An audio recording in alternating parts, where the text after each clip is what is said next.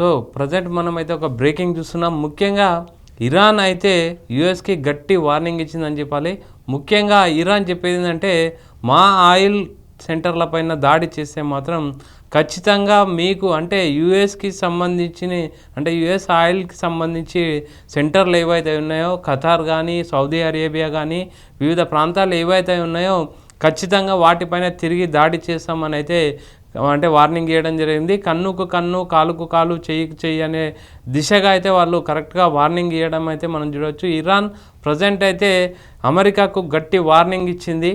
So present అయితే war situation చూస్తే పోటాపోటీగా అయితే విమర్శలు పోటాపోటీగా అయితే వార్నింగ్స్ అయితే నడుస్తున్నాయి.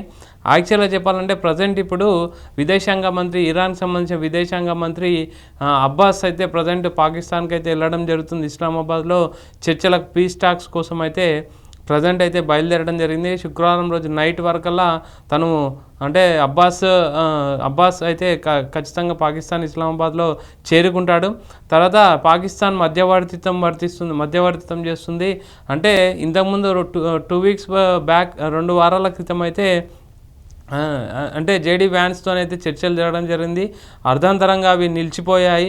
సో ఓవరాల్గా ప్రజెంట్ అయితే మళ్ళీ చర్చలు ఖచ్చితంగా అవసరమని ఇరు దేశాలు అనుకోవడం అంటే ఇరాన్ సంబంధించిన విదేశాంగ మంత్రి అయితే అంటే ఇస్లామాబాద్కి స్టార్ట్ అవ్వడం జరిగింది. సో ఓవరాల్గా ప్రజెంట్ సిచ్యువేషన్ అది. సో తర్వాత నిన్న చూసుకుంటే మనము ట్రంప్ అయితే ఇండియా పైన కూడా కొన్ని వ్యాఖ్యలు చేయడం జరిగింది. అవి బాగా దుమారం లేచినాయి. అంటే కొంతమంది చెప్పేది అంటే యుద్ధంని సైడ్ ట్రాక్ చేయడానికి యుద్ధంలో ఇండియాను కూడా ఇన్వాల్వ్ చేయడానికి అనేసి కొంతమంది చెప్పడం జరుగుతుంది. ముఖ్యంగా హెల్ హోల్స్ అని ఇండియన్స్ అనడం, తర్వాత ల్యాప్టాప్లు మెయింటైన్ చేస్తున్న ల్యాప్టాప్లు పట్టుకొని ఉన్న గ్యాంగ్స్టర్లు అనడం అనేది అంటే సిటిజన్షిప్ మీద బేస్ మీద ఆయన వ్యాఖ్యలు చేయడం అనేది కూడా పెద్ద దుమారం లేపై అదొకటి న్యూస్ ఇంటర్నేషనల్ వైజ్ చూసుకుంటే.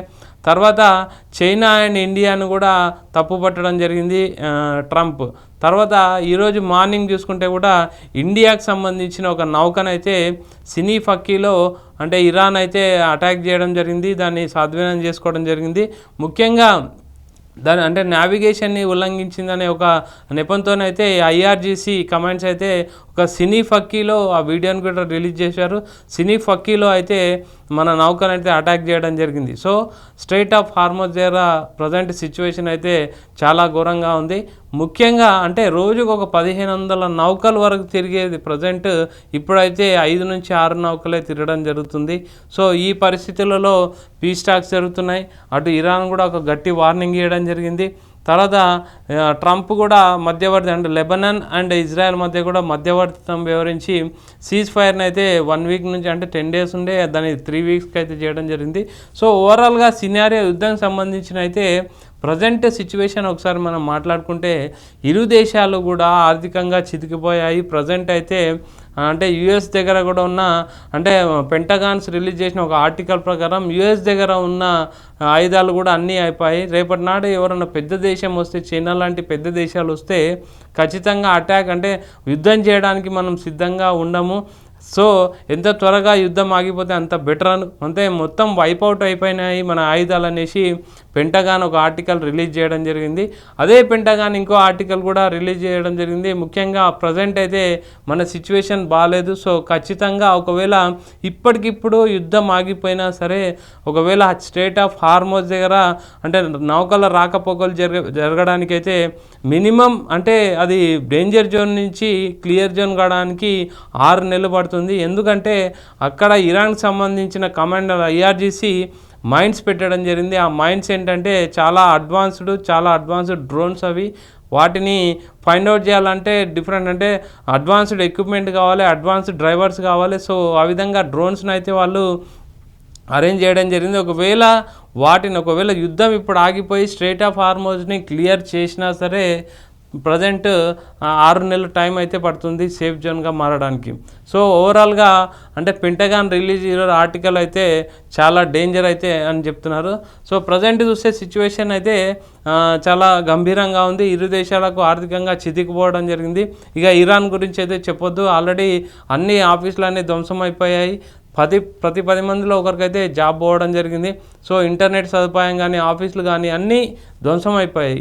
ఒకవేళ ఇప్పుడు ఆగిపోయినా, యుద్ధం ఇప్పుడు ఆగిపోయినా సరే ఒక 2-3 ఇయర్స్ అయితే పడుతుంది ఖచ్చితంగా ఇరాన్ ఆర్థికంగా సెటిల్ అవ్వడానికి.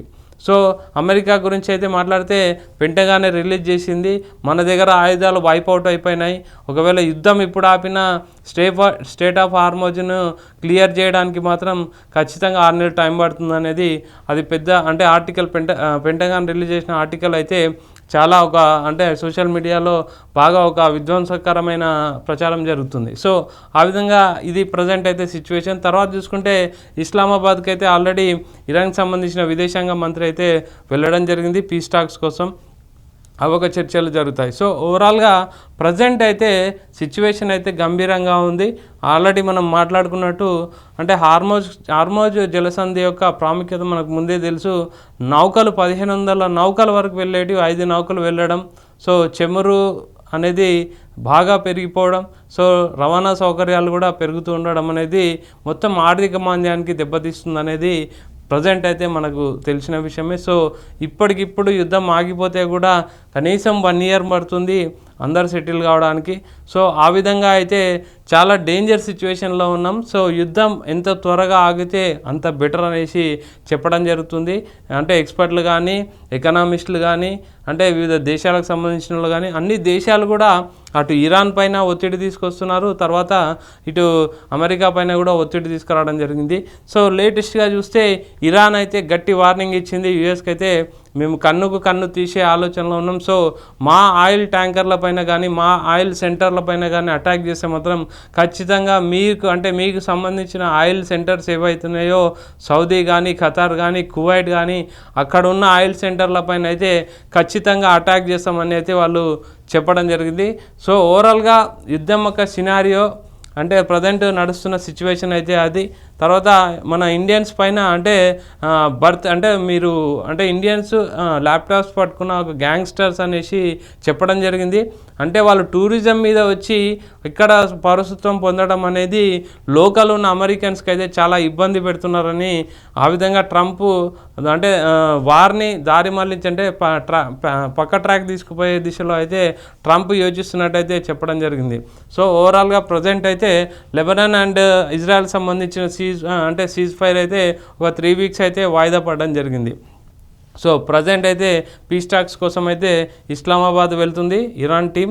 సో అక్కడ మధ్యవర్తిత్వం పాకిస్తాన్ వ్యవహరిస్తుంది. పాకిస్తాన్తో ఎలా అంటే ఏ విధంగా చర్చలు జరపాలి, తర్వాత ఇంతకుముందు చర్చలు ఎందుకు విఫలమైనాయి, అక్కడ దాన్ని ఏ విధంగా దాన్ని క్లియర్ చేసుకోవాలనే దాంట్లో అయితే ఇరు దేశాలు అయితే ఖచ్చితంగా ఉన్నాయి.